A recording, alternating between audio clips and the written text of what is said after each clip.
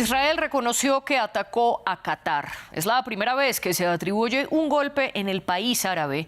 El gobierno israelí afirma que fue en represalia por el tiroteo de Jerusalén, que dejó 6 muertos y que jamás dijo haber cometido. Pero para Qatar es un acto de terrorismo de Estado, que evidencia que el primer ministro Benjamin Netanyahu no está interesado en una negociación de paz. Pues la delegación de Hamás, que fue bombardeada en Doha, discutía el plan propuesto por Estados Unidos. Les contamos más en el informe de Jesús Yajure.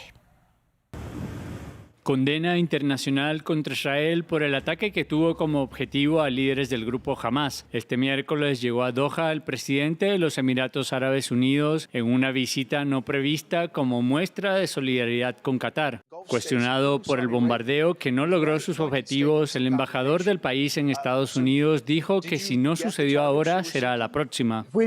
Si no lo hemos conseguido esta vez, lo haremos a la próxima. Es posible que seamos objeto de algunas críticas, ya se les pasará. La operación ha sido ampliamente condenada. Qatar ofició como anfitrión y mediador en las negociaciones para lograr un alto al fuego en la guerra en Gaza. Desde el asalto perpetrado por Hamás el 7 de octubre, Israel ha atacado 5 países, además de la Franja de Gaza y Cisjordania, Líbano, Siria, Irán, Yemen y ahora Qatar. El presidente Donald Trump expresó su descontento con el ataque y la Casa Blanca subrayó que Trump no aprobó la operación en territorio de uno de sus más cercanos aliados en la región. Para esta analista, Trump intenta contener los daños. Hace todo lo posible para, en primer lugar, recalcar que Estados Unidos no aprobó el ataque y, en segundo lugar, apaciguar la ira de Qatar. El ataque realmente socava la credibilidad de Estados Unidos, sobre todo teniendo en cuenta que se llevó a cabo en Qatar, que alberga la mayor instalación militar estadounidense de la región. La Unión Europea habla de imponer sanciones y de suspender el comercio con Israel, mientras Kan, la radio pública israelí, informó que el enviado para las negociaciones sobre los rehenes, el general Nitzan Alon, se había opuesto al ataque, así como también lo hizo el jefe del Estado Mayor, Eyal Zamir, y altos funcionarios del Mossad, la agencia israelí de inteligencia. El ataque supone una escalada sorprendente en la región que pone en riesgo las conversaciones destinadas a dar un fin a la guerra en la Franja de Gaza y lograr la liberación de rehenes aún en poder de Hamás. Al ataque en Qatar se suma que el ejército israelí está distribuyendo panfletos en Ciudad de Gaza, la urbe más poblada del enclave palestino, y está llamando a una evacuación inmediata ante la invasión inminente por tierra por parte de Israel. Con todo esto, muere la esperanza de paz para la Franja de Gaza. Es lo que discutimos en el debate de France 24. Yo soy María Clara Calle y le doy la bienvenida a nuestros 2 invitados. Ellos son Javier Abu Eid, egresado de Ciencia Política y ex asesor del equipo negociador de Palestina, quien nos acompaña desde Amán, en Jordania. Y en Kfar Saba, Israel, está Hernán Feldman, presidente de la Junta de Gobernadores del Likud Mundial, el organismo que reúne a las filiales que tiene el partido político de Benjamin Netanyahu en todo el mundo. Bienvenidos, un placer compartir este espacio con ustedes. Y antes de comenzar nuestra discusión, los invito a que nos sigan en redes sociales. Estamos como @France24_ES y mis cuentas personales son @MariaCleAguirre. También pueden escucharnos a través de Apple Podcasts, Spotify, Deezer y TuneIn. Javier, comienzo con usted. ¿Qué opina del ataque primero de Hamás cometido en Jerusalén y la respuesta de Israel bombardeando en Doha? María Clara, buenas noches. Yo creo que sería mucho dar crédito a que Israel hizo una agresión como la que hizo en Qatar en menos de 24 horas, planificarlo de esa forma. Esto para nada es una respuesta al ataque que se llevó a cabo en Jerusalén. Y por lo demás, hay que decir que el mismo día 80 palestinos fueron asesinados en Gaza, hoy 79 palestinos fueron asesinados en Gaza. Entonces, poner que el ataque de Hamás socava las posibilidades de paz más allá de la agresión que está llevando a cabo Israel en Gaza y en Cisjordania ocupada, yo creo que no es el punto. Usted dice entonces que esto no se trata de una represalia y que no son comparables. Hernán, ¿qué responde usted? No hay ninguna duda de que esto es una represalia. Por supuesto que llamar a terroristas muertos que fueron asesinados es una inexactitud. Estamos en guerra una guerra que no nosotros provocamos, una guerra de defensa exclusivamente, una guerra que por supuesto cobra víctimas y muchas veces, a pesar nuestro, de víctimas inocentes, pero no es una guerra que nosotros hayamos empezado. Esto comenzó el 7 de octubre con una invasión a Israel, con una matanza de civiles, con violación de mujeres, con asesinato de niños, de bebés, secuestro de 250 rehenes, que 48 de ellos todavía están en poder de Hamás. Sin lugar a duda, esta es una guerra de defensa. Y quiero preguntarle, Hernán, un punto. El derecho internacional prohíbe que cualquier Estado ataque a otro y solo lo permite bajo dos circunstancias. La primera, que sea aprobado por el Consejo de Seguridad de la ONU, y la segunda, que sea en una forma de defensa. Pero ¿violó Israel el derecho internacional al atacar a Qatar, que es un Estado que jamás lo ha atacado? Sí, pero tenemos que tener en cuenta que Qatar sirve de refugio ya hace bastantes años para los líderes del grupo terrorista que es odiado también dentro del mundo árabe, como todos lo saben y seguramente Javier también lo sabe. El mundo árabe está dividido en dos grandes grupos ideológicos, los sunitas y los chiitas, y no hay ninguna duda de que este ataque está siendo condenado, pero que muchos de los países árabes y muchos de los árabes involucrados aplauden en secreto a Israel por este ataque. Y Javier, ¿qué opina usted? En efecto, Israel tenía todo el derecho y toda la potestad legal de atacar a Hamás en suelo catarí. A ver, yo creo que la cantidad de conceptos que se han dicho acá son impresionantes para las barbaridades bajo el derecho internacional que se han dicho. Punto uno, habrá que recordar quién fue quien pidió a Qatar que tuviese a Hamás en su territorio. También que fue Estados Unidos y en parte Israel. Habrá que recordar quién coordinaba con Qatar para que Qatar pueda entregar dinero de forma mensual a Hamás en Gaza, que era Israel y particularmente el primer ministro Benjamín Netanyahu. Y hay que recordar que Qatar en estos momentos está llevando a cabo un papel de mediación junto con Egipto y los Estados Unidos, y lo que ha hecho Israel es un ataque directo para que se caiga este proceso negociador. Ahora, señalar de que acá los que mueren son terroristas, señalar de que acá se lamenta que muera gente inocente, todos los días está muriendo gente inocente, más de 20.000 niños han muerto, ¿a pesar de quién? A pesar de gente que no está dispuesta siquiera a presentar pruebas frente a un tribunal internacional. Y recordemos, y yo creo, María Clara, que es muy importante para la prensa internacional recordar siempre de que Israel no permite de que la prensa internacional entre en Gaza para poder chequear todas estas informaciones, y por el contrario, los palestinos periodistas que se encuentran ahí son constantemente. En efecto, ya tuvimos un episodio del debate dedicado a la situación de la prensa en Ciudad de Gaza. Javier, pero quiero preguntarle sobre un punto. Hablamos de estas violaciones y de estos pasos y estos ataques que ponen en duda esas negociaciones. Pero ¿acaso Hamás no amenazó la estabilidad de las negociaciones perpetrando el ataque contra una parada de bus en Jerusalén? A ver, hay que decir que si es que el objetivo que busca Israel es liberar a los cautivos que están en Gaza y que yo espero que muy pronto estén en sus hogares, se podría haber hecho eso a través del proceso que ya había sido iniciado y que fue violado por Israel, que violó el alto al fuego. Si es que el fin de esto fuese terminar con Hamás en Gaza, eso se puede hacer a través de negociaciones, y Hamás ya ha señalado que está dispuesta a dejar el poder a cambio de una retirada israelí de Gaza. Pero acá el objetivo es mucho mayor, tiene que ver con la limpieza étnica de Gaza, tiene que ver con la destrucción hasta el momento del 90% de la infraestructura en Gaza, que sería una barbaridad señalar que el 90% de la infraestructura en Gaza, incluyendo iglesias, universidades, hospitales, escuelas, son de Hamás. Y por ende, acá hay que dejar en claro cuáles son los objetivos primeros en vez de meternos dentro de esta dinámica. Yo espero de que las negociaciones continúen, pero evidentemente que no hay un incentivo al principal mediador, en este caso que es Qatar, para seguir en esto cuando es violada su integridad territorial con un ataque de agresión como el cometido por Israel. A propósito de los rehenes que usted menciona, el primer ministro de Qatar, Al-Thani, tuvo una entrevista en exclusiva con la prensa CNN y allí Al-Thani dijo que creía que Netanyahu, luego de los ataques contra Qatar, había acabado con cualquier esperanza para esos rehenes. Fueron sus palabras textuales. Hernán, ¿es Benjamin Netanyahu el que está acabando con la esperanza de los rehenes y sus familias? En absoluto, en absoluto.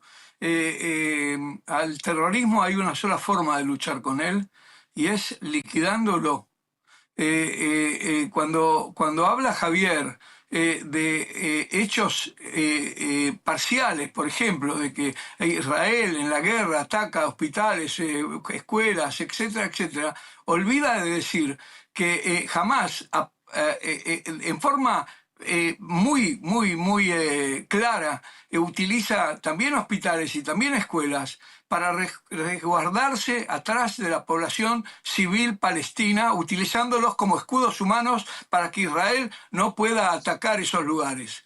En última instancia, nosotros debemos ser conscientes de que el que fue atacado en esta ocasión en forma brutal y sin ninguna clase de límites morales es el Hamas, que en forma de los nazis entraron en casas privadas, abrieron el vientre de mujeres, sacaron a los bebés de sus vientres, los pusieron en hornos, los quemaron.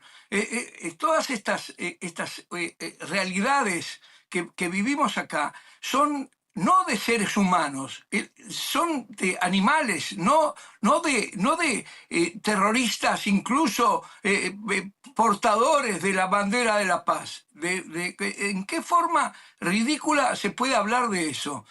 A cambio, también una realidad que señaló Javier, de que dejamos entrar dinero a Gaza, algo así como $15 millones todos los meses en efectivo. Si no era por esperanza de paz, ¿por qué dejamos entrar ese dinero? Sabíamos quisiera que con ese dinero se iban a construir túneles y una infraestructura subterránea que estaba destinada solamente a atacar y a matar y a asesinar a civiles. Y a propósito, Hernán, de esa respuesta contra los civiles, quiero preguntarle sobre la orden que impartió Israel Katz, el ministro de Defensa de Israel, luego del ataque en Jerusalén, pues los dos sospechosos de haber perpetrado este crimen pertenecen a dos aldeas de Cisjordania, Katana y Al-Kubeida. El alcalde de Al-Kubeida denunció que luego de los ataques, el 70% de los hogares de esa aldea fueron registrados por Israel. Y el mismo Katz anunció que iban a demoler todas las infraestructuras de ambos pueblos que fueran ilegales. Esto justo después del ataque. ¿Es una respuesta de Israel desmedida en contra de la población civil? ¿Cuál es la medida correcta? ¿Cuál es la medida correcta? Cuando personas civiles que van a sus trabajos, a sus escuelas, uno de ellos, un industrial israelí, de 70 años, que fue el que inventó, que trajo el pan integral al pueblo de Israel, es asesinado a mansalva en la calle. ¿Cuál es la respuesta necesaria para eso? ¿Es que acaso Israel, yo tengo mi propio negocio en una aldea árabe de Israel, en donde convivimos plenamente árabes, judíos, nos vienen a matar, no tenemos derecho a defendernos, no tenemos derecho a tomar represalias contra esos pueblos que provocan y que educan a sus hijos en el odio a Israel y en el asesinato? Israel quiere la paz y la quiso toda la historia. Y estamos siempre dispuestos a una paz verdadera, así como lo hicimos también con el país de Javier, con Jordania, con quien tenemos también relaciones diplomáticas, y yo espero que algún día sea una paz cálida, una paz que nos permita visitarnos mutuamente, estar juntos. Nosotros no vivimos en un barrio extraño, nosotros queremos paz con todos nuestros vecinos. Y aquí quiero preguntarle algo, Javier, sobre lo que planteaba Hernán, que también va en la línea de lo que dijo el presidente de Israel, Isaac Herzog, después del ataque en Qatar. Él afirmó también a CNN que Israel estaba listo para un acuerdo completo. Israel quiere la paz y es Hamás el que se está oponiendo. Es que sabe, la cantidad de cosas que acabo de escuchar me debería dar por lo menos 30 segundos para responder. Mi país, señor Hernán, no es Jordania, es Palestina. Yo sé que usted representa un partido que por su constitución está en contra de un Estado palestino, apoya la anexión de territorios ocupados y que rechaza abiertamente que hay un Estado palestino independiente, y le encantaría que yo me quede acá, en Jordania, donde gente de su partido señala que Jordania es el verdadero Estado palestino. Pero no, mi país es Palestina, y eso que le debe quedar bastante claro. Ahora, muchas de las barbaridades que habló Hernán ocurridas el 7 de octubre, algunas comprobadas y algunas no. Yo me pregunto si es que esa es la respuesta que se da a lo sucedido el 7 de octubre. ¿Qué pasa con más de 50 años de ocupación? ¿Qué pasa con más de 78 años de exilio? ¿Qué pasa con decenas de miles de palestinos que han muerto? ¿Cuál sería la respuesta justa entonces que deberían dar palestinos y palestinas al genocidio que se está llevando a cabo en estos momentos en Gaza? Entonces, digamos, acá existe algo que se llama derecho internacional, que Israel viola constantemente. Y la única gente que apoya la narrativa que da el señor de Likud es Israel y los sectores más extremistas que uno puede encontrar en la política y a nivel internacional. Pero incluso que el día de hoy la Comisión Europea, a través de Ursula von der Leyen, una de las principales aliadas que tiene Israel en el mundo, hayan llamado a suspender a tratados de comercio con Israel por la situación que se está llevando en Gaza, que nosotros llamamos genocidio, yo creo que debería darse de entender bastante.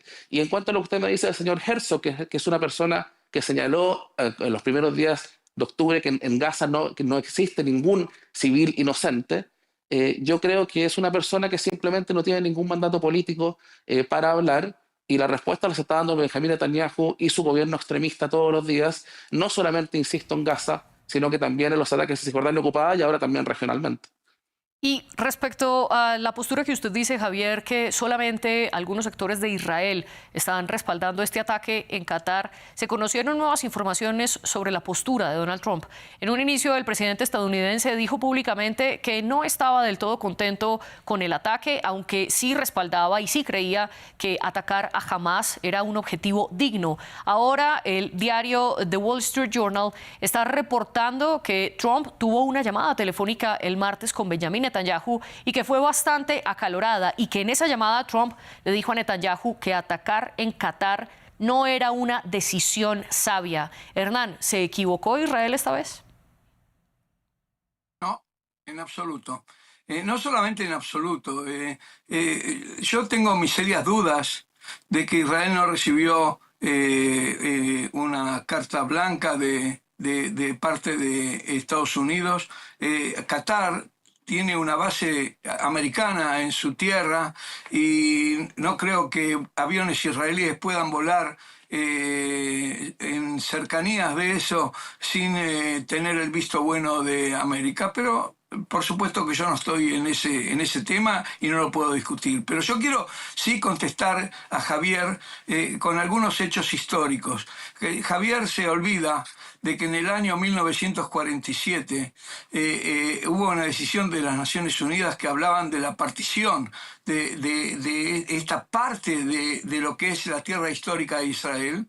Y Israel aceptó ese plan de partición que le daba solamente el 50%, 60% de los territorios que hoy ocupa Israel, y los que se opusieron fueron el mundo árabe, los árabes, que todavía no se llamaban palestinos, entre paréntesis. No sé de dónde se llama Javier palestino. Históricamente no existe y no existió jamás una entidad que se llamó Palestina. Acá los judíos que vivían antes de la creación del Estado de Israel tenían un pasaporte que decía pasaporte palestino.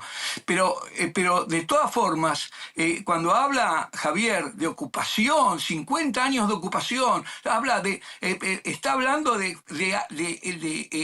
guerras que fueron todas comenzadas por el mundo árabe para destruir al Estado de Israel. Cuando él habla de que es palestino, ¿cuál es la tierra de Palestina? Seguramente que Haifa, Tel Aviv, Beersheba, todo eso también es Palestina, Javier Najón, ¿es cierto? No, la cuestión es quién quiere de verdad la paz. Cuando se hacen manifestaciones en el mundo que hablan del río hasta el mar, están hablando de la destrucción del Estado de Israel. Eso no va a suceder. El Estado de Israel es un estado permanente en esta región y lo seguirá siendo por todas las generaciones por venir. Javier, su respuesta para luego volver al tema que nos convoca hoy y es los ataques en Qatar y las órdenes de evacuación en Ciudad de Gaza. Yo creo que enriquecería bastante más el debate que en próximas oportunidades no traigan representantes de organizaciones extremistas que están negando como abiertamente el señor Feldman hace la identidad nacional del pueblo palestino. Yo no voy a entrar en una clase de historia, lo que sí puedo decir es que esa mitología más que narrativa presentada por el señor Feldman no es corroborada ni por los hechos históricos, ni por la Corte Internacional de Justicia, ni por Naciones Unidas. Entonces, claro, acá existe una ocupación que gente como el señor Feldman niega, pero que la Corte Internacional de Justicia, el Consejo de Seguridad son muy claras, y evidentemente que se hace muy difícil poder debatir con gente que niega la existencia del otro.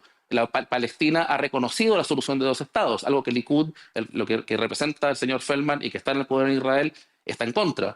Y la solución de dos estados habla de la frontera de 1967, es decir, Cisjordania, Gaza en Palestina, incluyendo Jerusalén Oriental y el resto, el 78% de la Palestina histórica para Israel. Insisto, yo no quiero entrar en una clase de historia porque podríamos entrar en las masacres cometidas como Deir Yassin por la gente que creó el partido político que representa al señor Feldman, pero creo que de estas perspectivas es más importante señalar de que acá frente a nosotros tenemos tres opciones estratégicas. O una solución de dos estados que Israel no quiere, Likud no quiere, o un solo estado con igualdad de derechos para todos que tampoco quiere, o una dinámica de apartheid o genocidio, que es lo que estamos en estos momentos. Nada distinto es lo que se está planteando de esta forma.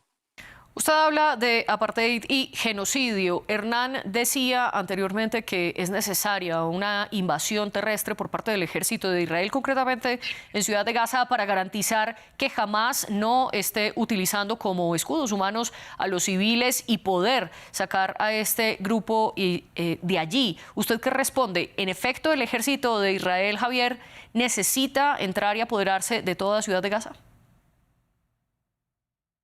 Oye, Clara, escuche a los ministros israelíes.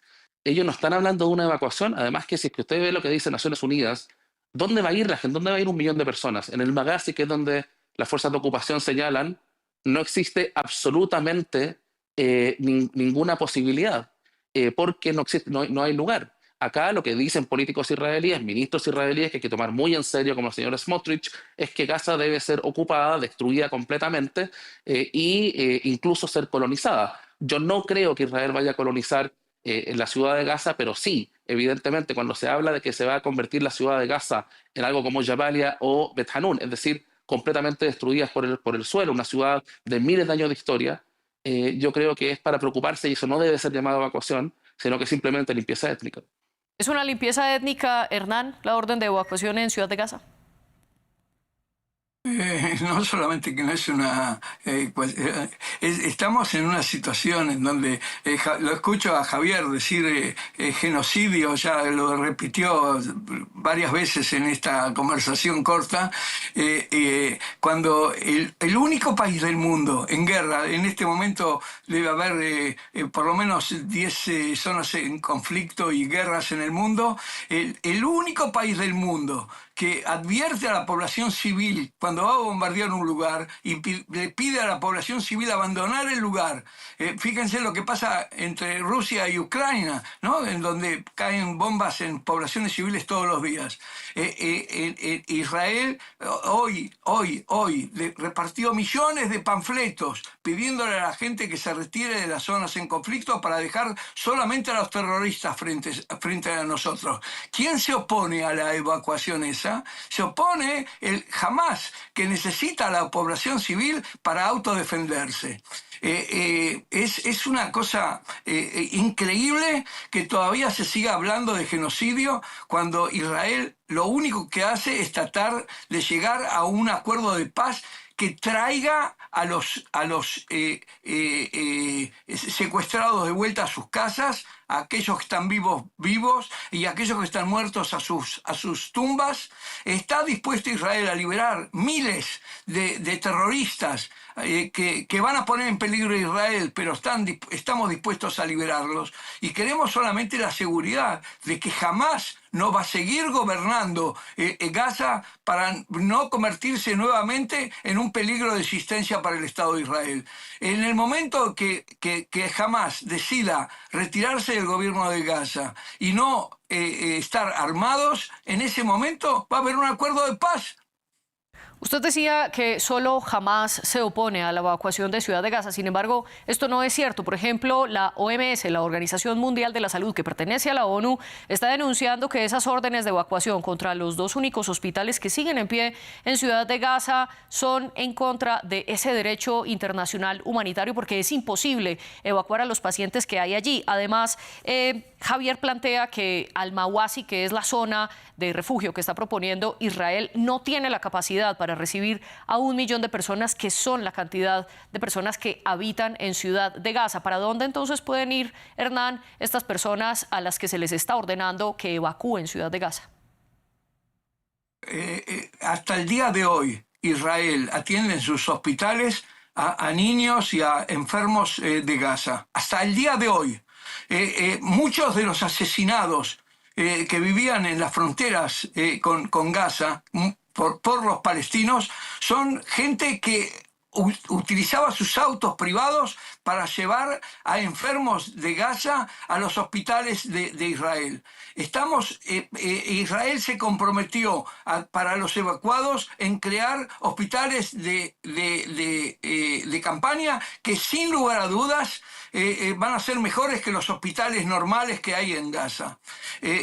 No hay ninguna duda de que Israel hace todo lo posible, uno, para no dejar involucrados a civiles, y dos, para ofrecerles posibilidades mejores de vida que la que le puede ofrecer el Hamas, que lo único que quiere ofrecer es sangre y lágrimas. Y Javier, del otro lado, Hamas está utilizando como escudos a los civiles. Ya el ejército de Israel a lo largo de esta guerra ha publicado videos en los que se prueba que Hamas tiene operativos montados debajo de algunos de esos hospitales. ¿Está usando Hamas a los ciudadanos como escudo? A mí me gustaría mucho ver esa información, María Clara, porque hasta el momento yo todo lo que he visto del ejército israelí, incluso he mostrado en un calendario del hospital Shifa para señalar de que este es Hamas y es simplemente un calendario de hospital. Yo no estoy en ningún momento intentando defender a Hamas. Yo políticamente soy completamente contrario a Hamas, pero sí debo dejar de manifiesto de que lo que se está llevando hoy en día en Gaza no es un ataque en contra de Hamas, sino que es un ataque en contra de los palestinos en su conjunto. Un documento filtrado en la prensa israelí de octubre del año pasado del Ministerio de Inteligencia israelí señalaba de que se hablaba dentro del gobierno israelí que este era el momento exacto para poder sacar a la mayor cantidad de palestinos posibles. Acá hay un tema demográfico de por medio. Y acá hay que hacer una cosa bastante clara. Cuando Israel, el gobierno de Benjamín Netanyahu, permitía y pedía, de hecho, que Qatar llevase dinero a través del aeropuerto Ben Gurion de Tel Aviv hacia Gaza mensualmente, lo hacía por una agenda que el señor Netanyahu la dijo de forma muy clara y de forma abierta, en las mismas convenciones que el señor Feldman debe atender, de que quien quiera no permitir la posibilidad de un Estado palestino debe apoyar a Hamas en Gaza. Y creo que en la situación en la que nos encontramos hoy en día, insisto, con asesinatos diarios de civiles, acá no es que Israel, la única persona que puede comprarse la idea de que Israel no quiere atacar civiles es simplemente, digamos, la gente que quiere promover la impunidad de Israel. Toda la gente sobre el terreno, Naciones Unidas e incluso algunos países cercanos a Israel como Alemania han reconocido que civiles son atacados abiertamente, cuando hoy en día la Unión Europea señala de que a la gente se la está matando de hambruna.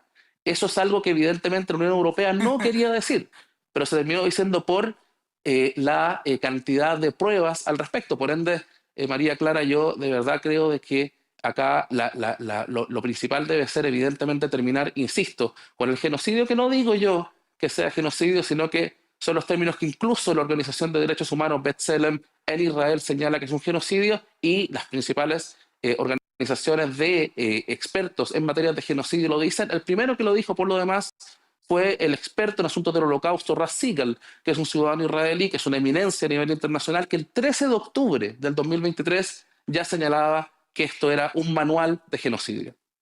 Usted habla, en efecto, de esa postura de los europeos y, como ya lo veíamos en el informe presentado al inicio de este capítulo, Ursula von der Leyen por primera vez habla de una posición más fuerte de la Unión Europea respecto a Israel, poniendo incluso sobre la mesa la posibilidad de pausar el acuerdo comercial. Y a esto hay que sumarle que el primer ministro británico Keir Starmer se reunió con el presidente de Israel, Herzog, en Londres, y allí le dijo que Israel debe hacer todo lo que esté a su alcance para frenar la hambruna, una hambruna que ya fue oficialmente declarada en la Franja de Gaza. Hernán, Israel entonces se está quedando cada vez más solo. Vemos un Trump discutiendo con Netanyahu, Keir Starmer pidiéndole acciones al presidente de Israel, la Unión Europea tomando posturas más fuertes. ¿Se está quedando solo? En principio me quiero referir a la hambruna, que no existe. No solamente que no existe, sino que Israel es el único país en el mundo que está abasteciendo de agua, electricidad y comida a todos los habitantes de Gaza. Es cierto, hay sectores en donde, porque jamás roba cerca de la mitad de la comida que llega a Gaza, que hay algunos lugares que no llegue, pero eso no es culpa del Estado de Israel. Entran más de 400 camiones por día de abastecimientos a la Franja de Gaza, que sirve para dar de comer por lo menos al doble de la cantidad de población que tiene Gaza en este momento. Con respecto a si Israel se está quedando solo, es una situación ridícula, pero es una situación cierta, que hay algunos países que en forma inentendible quieren, como consecuencia de esta guerra, dar un premio a los asesinos, a los criminales, a los nazis vestidos de terroristas de Hamás. Yo debo decir de que algún día deberíamos hacer junto a Javier un análisis histórico del conflicto este. Está absolutamente equivocado Javier en muchas de las cosas que dice, pero por lo visto está bien informado. Quiere decir que él desinforma en algunos casos. La población del país donde vive Javier, Jordania, tiene un 70% de población palestina.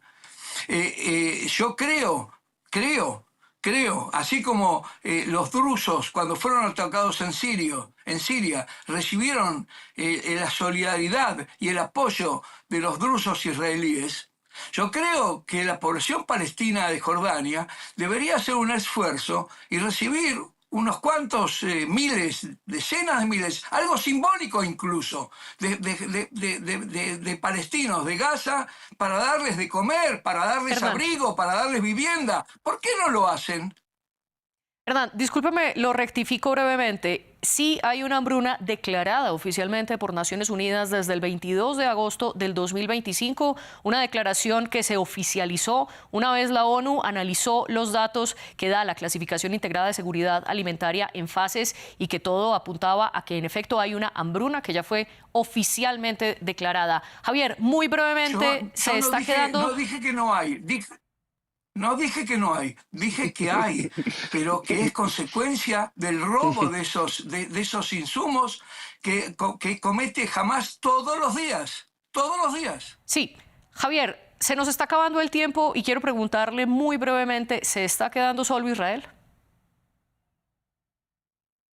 Yo creo que estamos en un punto de inflexión donde se están llevando a cabo una serie de actos que estamos 60.000 muertos más tarde, se deberían haber realizado mucho antes. Se da mucho espacio a la diplomacia en estos momentos cuando creo que se deberían tomar acciones más concretas. acá, si es que uno fuese digamos, a creer las palabras del representante del Likud, uno tendría que decir que Naciones Unidas, la Cruz Roja, todo el mundo está mintiendo, salvo Likud, que es un partido que está, repito, que está a favor de la anexión y en contra de un Estado palestino. Recordar de que yo no vivo en Jordania, yo vivo en Palestina, y que estos sueños de la gente de Likud de que la gente termine el exilio del pueblo palestino en Jordania para dejar toda Palestina histórica para ellos, creo que se deja de manifiesto cuál es el plan político detrás de los ataques que se están llevando a cabo en Gaza, y que sí es una limpieza étnica. El pueblo palestino tiene derecho a vivir en su Estado, en las fronteras que la comunidad internacional también ha definido, y es ahí donde se tiene que buscar una solución, no afuera de Palestina. Hernán, en una sola frase, ¿muere la posibilidad de diplomacia con los recientes ataques? En absoluto, crecen las posibilidades. No sabemos todavía quién murió y quién está vivo de esos ataques en Qatar, pero no hay ninguna duda de que el peligro personal les va a convencer de que es necesario llegar a un acuerdo y devolver los secuestrados a sus familias. Y en una sola frase, Javier, ¿aumentan las posibilidades de diplomacia tras los ataques en Jerusalén y en Qatar?